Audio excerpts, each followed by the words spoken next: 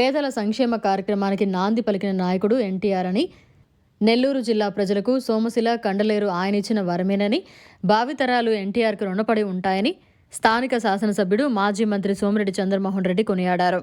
నెల్లూరు జిల్లాలో సోమశిల డ్యాంలో, కండలేరు డ్యాంలో, మనుబోలు మండల కేంద్రంలోని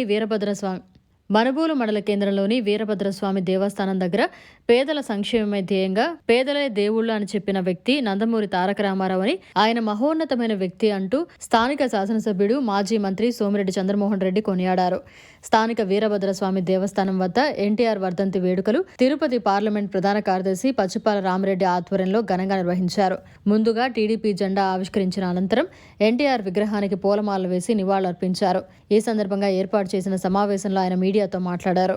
ఈ కార్యక్రమంలో ఆయనతో పాటు జనసేన నియోజకవర్గ ఇన్ఛార్జి బొబ్బేపల్లి సురేష్ నాయుడు, టీడీపీ నాయకులు గాలి రామకృష్ణారెడ్డి, పొన్నూరు రామకృష్ణయ్య, వర్ధినేని మస్తాన్ నాయుడు, మధునాయుడు, వెందోటి భాస్కర్ రెడ్డి, దండు చంద్రశేఖర్ రెడ్డి, వెడిచర్ల వెంకటరమణారెడ్డి, సాని వెంకటరమణయ్య, కలికి రమేష్ రెడ్డి, చల్లగిరి ప్రసాద్, తిక్కవరపు వెంకటేశ్వర రెడ్డి, కసిరెడ్డి సునీల్ రెడ్డి, రాయపాటి కిరణ్ కుమార్, కలికి వేణురెడ్డి, శివుడు రాజా తదితరులు పాల్గొన్నారు. నందమూరి కీర్తి స్టేషన్ నందమూరి తారక రామారావు గారి 29వ వర్ధంతి.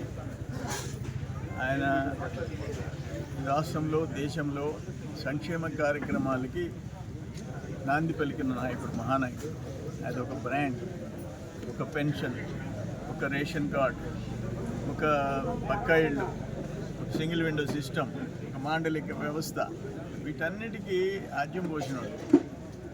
ఇంకొకటి, అన్నిటికంటే ఆంధ్రప్రదేశ్, ఉమ్మడి ఆంధ్రప్రదేశ్లో ఈరోజు కూడా ఒక ఉమ్మడి నెల్లూరు జిల్లాకి, ఒక్క జిల్లాకి సోమశిల, కండలేరు, సోమశిల 78 టీఎంసీలు, కండలేరు 68 టీఎంసీలు, 146 టీఎంసీల రిజర్వాయర్లను తెచ్చి మాకు పెట్టాడంటే ఆయన పుణ్యవతి.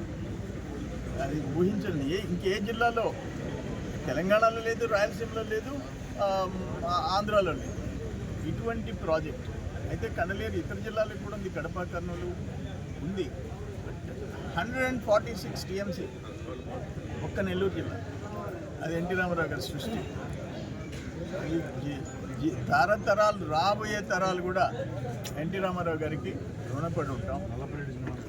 నల్లపరెడ్డి శ్రీనివాసరెడ్డి గారు ఆ రోజు ఇరిగేషన్ మినిస్టర్గా నెల్లూరు వైపు, అది కడప మీద పోయేది నెల్లూరు వైపు తరలించి సోమశిల ప్రాజెక్టు 36 టీఎంసీలని 78 టీఎంసీలు చేయించి కండలేరు, అది ఏషియన్ కంట్రీస్లో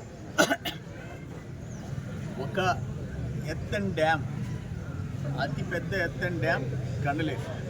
వీటన్నిటికీ ఎన్టీ రామారావు గారు, ఆయనకి రైట్ హ్యాండ్గా ఆ రోజు నల్లపరెడ్డి శ్రీనివాసరెడ్డి గారు పెట్టి రైతులకు నెల్లూరు జిల్లా రైతాంగానికి, ప్రజలకి, పరిశ్రమలకి, తాగునీటికి, సాగునీటికి ఆద్యం పోసిన మహానాయకుడు ఎన్టీ రామారావు.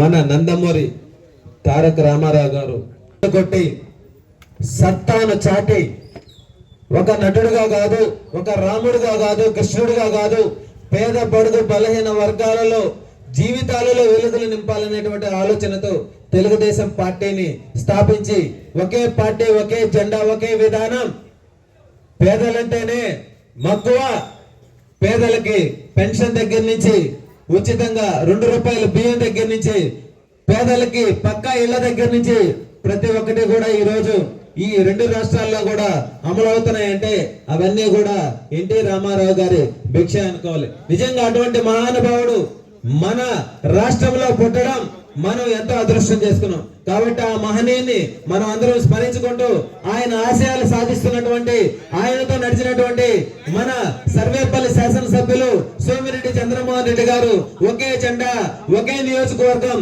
ఒకే విధానం, పేద బడుగు బలహీన వర్గాల కోసం ఎన్టీఆర్ గారు ఎలా నడిచారో ఆయన విధానంలో నడుస్తూ సర్వేపల్లి నియోజకవర్గాన్ని అభివృద్ధి వైపు నడిపిస్తూ, గిరిజనులంటే ప్రాణంతో సమానంగా భావిస్తూ, వాళ్ళందరికీ కూడా పేద బడుగు బలహీన వర్గాలు ఎప్పుడు ఎక్కడ ఏ సమస్య ఉన్నా సరే ఆ సమస్యలను పరిష్కరించడంలో నేనుంటానంటూ మన సోమిరెడ్డి చంద్రమోహన్ రెడ్డి గారు మన వెంట నడుస్తున్నారు. కాబట్టి ఆయనతో పాటు ఏదైతే ఎన్టీఆర్ గారు ఆశయాలు సాధించడంలో మనం కూడా ఇంకా అడుగులు ముందుకు వేయాలని చెప్పి మనస్ఫూర్తిగా కోరుకుంటూ, నాకు ఇంతటి చక్కటి అవకాశం కల్పించిన మీ అందరికీ కూడా హృదయపూర్వక ధన్యవాదాలు. పార్టీలో ఈ రోజు కూటమి ప్రభుత్వంలో ఈ రాష్ట్రం ఎంతో అభివృద్ధి వైపు నడుస్తుంది అనడానికి ఎన్నో నిదర్శనాలు ఉన్నాయి. మరి ఆయన ఆశయాలను సాధించడంలో నారా చంద్రబాబు నాయుడు గారు ఎక్కడా కూడా ఒక్కడు కూడా వెనకడు లేకుండా ఈ రాష్ట్రాన్ని అభివృద్ధి వైపు నడిపిస్తూ మనందరినీ కూడా మన జీవితాల్లో వెలుగు నింపే విధంగా రాష్ట్రం దిశ మార్చే విధంగా పరిపాలన కొనసాగుతూ ఉందంటే ప్రజల యొక్క ఆశీర్వాదమని